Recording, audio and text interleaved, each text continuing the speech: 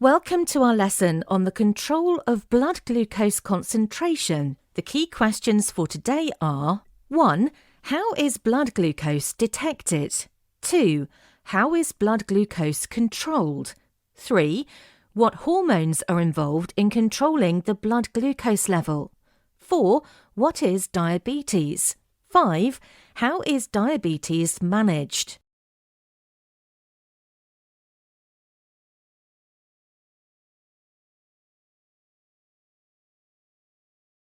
The key words you'll need to know are pancreas, glucose, glucagon, insulin, glycogen.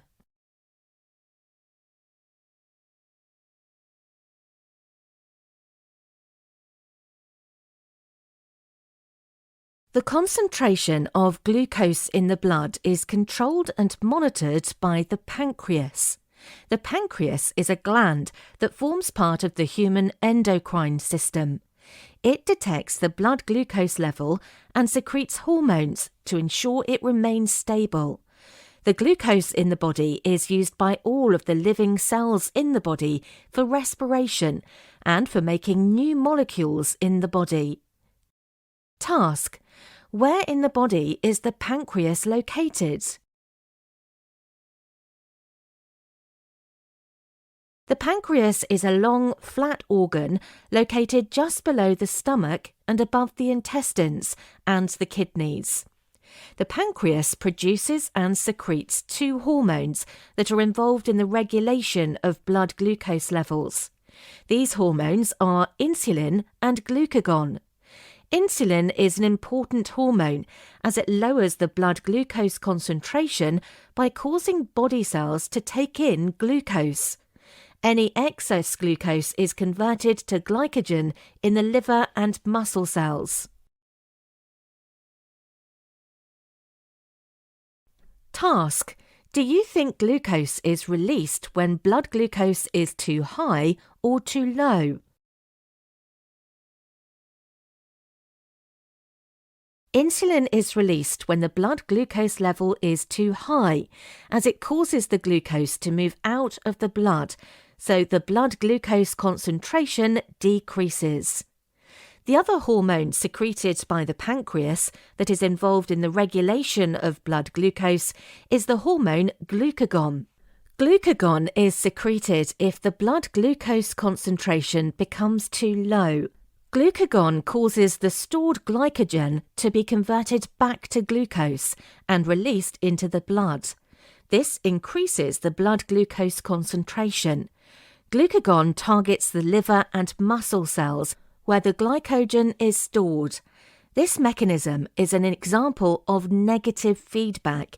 This means that when the blood glucose level changes, either raises or lowers, the body works to counteract the change by working in the opposite direction, returning the blood glucose level to normal. Insulin and glycogen inhibit each other, which means when insulin is produced, glucagon is not, and when glucagon is produced, insulin is not.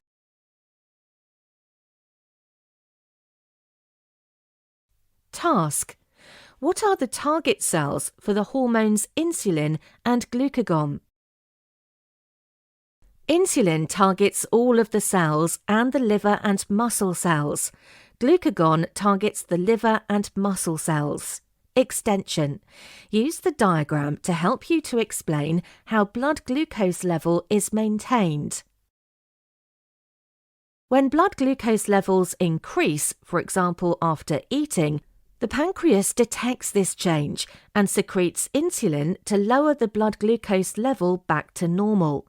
The glucose is taken in by the cells for respiration, and excess is stored as glycogen in the muscle cells and liver. When the blood glucose level falls, the pancreas detects the change and releases glucagon. Glucagon is a hormone which raises the blood glucose level by causing the liver cells and muscle cells to convert the stored glycogen back to glucose and release it into the bloodstream. When a person has problems with this mechanism that maintains blood glucose levels, they may suffer from diabetes. This means that they cannot control the blood glucose levels very well and could experience high blood glucose levels called hyperglycemia, which can damage the kidneys and eyes, or low blood sugar levels called hypoglycemia, which can cause shaking, fainting, and dizziness. Both of these can be dangerous and lead to a coma or even death. There are two types of diabetes, type 1 and type 2. Type 1 diabetes is caused by the pancreas not producing enough or any insulin.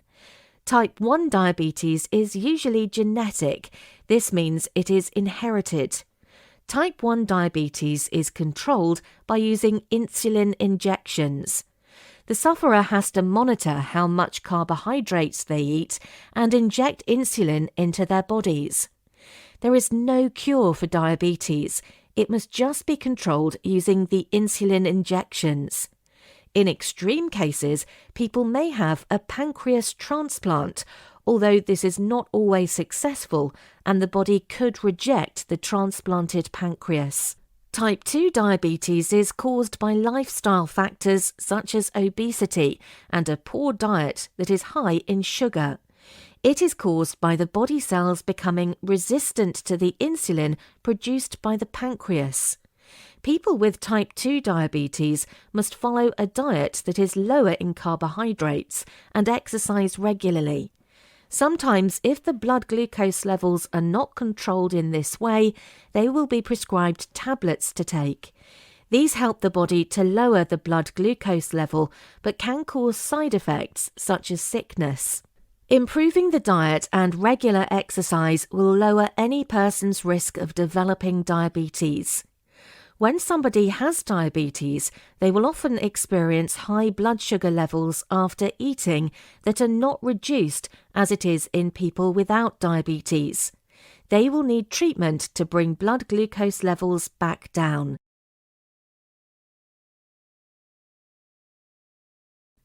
Task: draw a table to compare the two types of diabetes. Extension: include in your table the treatments for the different types of diabetes.